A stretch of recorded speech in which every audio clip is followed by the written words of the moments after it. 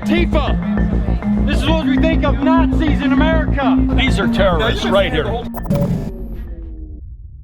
Now, Chris filmed those scenes just this week in Bradenton, Florida. But it could have been filmed in any of the over 700 cities or towns across the United States of America that have a Confederate monument or a Confederate statue. Like in Baltimore or Austin, Texas, where local officials removed the statues at night under the cover of darkness. Or in Durham, North Carolina, where protesters, they took the statue down themselves.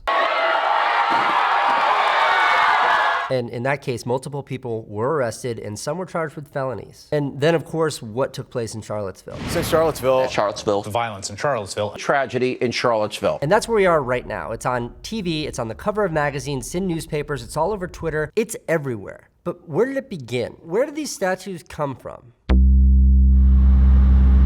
Why did they put the statue up in the first place? That's the million-dollar question. Because it's got to be symbolic. So why would you remove it if there's a reason, a valid reason? I want to find out why. The statue was erected by the United Daughters of the Confederacy on June 3rd, 1924.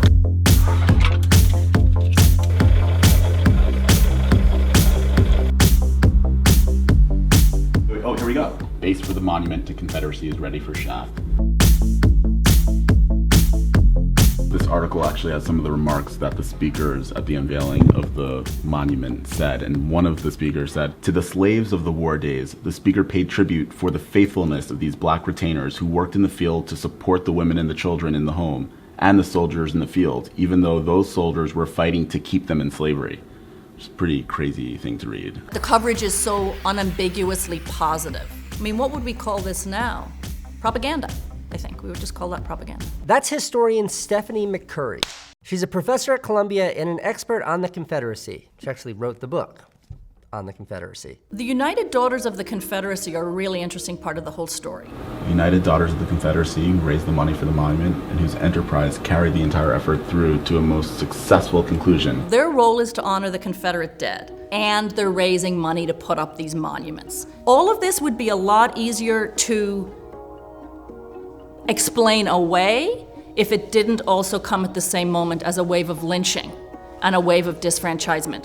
It's not just statues. The statues are part of a larger white resistance to black civil and political rights and violent resistance. It's a public statement in statuary of who has the power. So look at this timeline of when these things were constructed, and you'll notice that a lot of them were built during moments of racial tension, like during the emergence of the KKK or the Civil Rights Movement in the 1960s. Now, if you frame this issue the way Professor McCurry does, then yes, you're gonna want these statues, these monuments to come down. But not everyone sees it that way.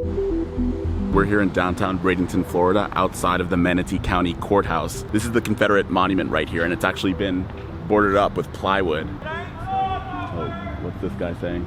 It's not going nowhere. I think we have other things to worry about besides that.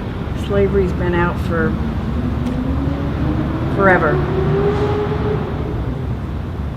So you think people need to move on? Definitely. So right behind me is where the Black Lives Matter local chapter here in Bradenton is setting up for the protest today. What's going on right now? What are you guys doing? We are making some signage for the protest taking place, peaceful protests, trying to request that the commission consider replacing the statue, bringing this Confederate statue to a different location and commemorating the Confederate War. When you see that monument, what does it mean to you? What does it symbolize to you?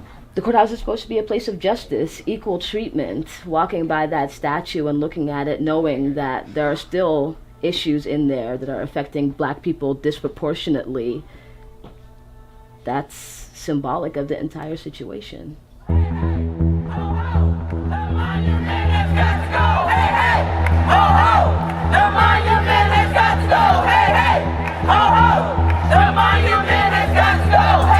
Well, the anti-monument protesters are right behind me, and they are about to encounter all of the counter-protesters right over here.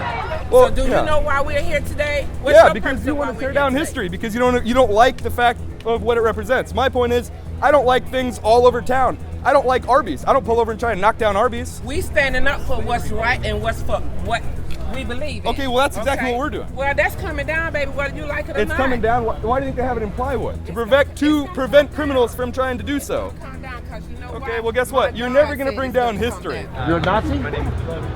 That's a joke, Are right? you a Nazi? I am not a white nationalist. Then what are you? What are you representing? Hey, we're not against us. They won't admit what he is.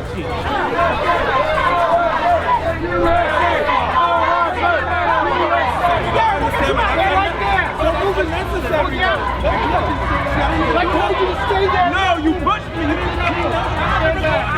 There's a lot of police everywhere. So much tension, it's crazy. So what do you think about all this right now? Well, it's a little loud. I was expecting that there would be some kind of a debate between the pros and cons of leaving it down here. Right. That there would be some debate, but I'm a little bit disappointed about all of this. So what brings you here today? I live here, I vote here, and I don't want the statue moved. It's been here my whole life. What does this statue represent to you? This, our culture and our heritage here. A lot of our families fought and died to put this country together and fall apart. But, they fought for what they believed in back then, and that's it. The people who talk about their heritage want to talk about the honor of the people who fought and died for an independent country, okay? First of all, let's remember that that's what they did. They seceded because they were afraid that slavery would not be able to survive within the Union, and it was worth it to them to risk war and in the end fight a war to preserve slavery into the indefinite future. The only way they thought they could do that was in a separate and independent country. It was an independence movement, but it was a one to perpetuate slavery. We're different. We're not all the same. We're different. Let's talk about it and just make sure that we are all in the same place and that we are moving towards equality.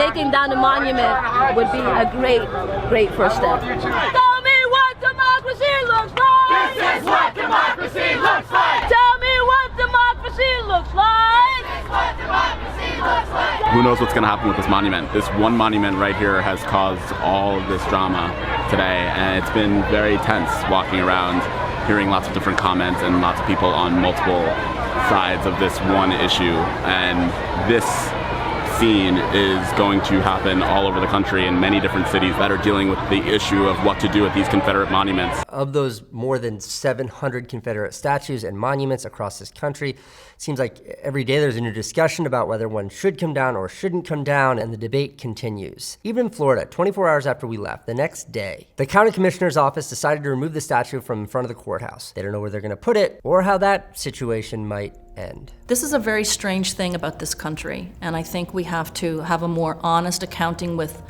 the past.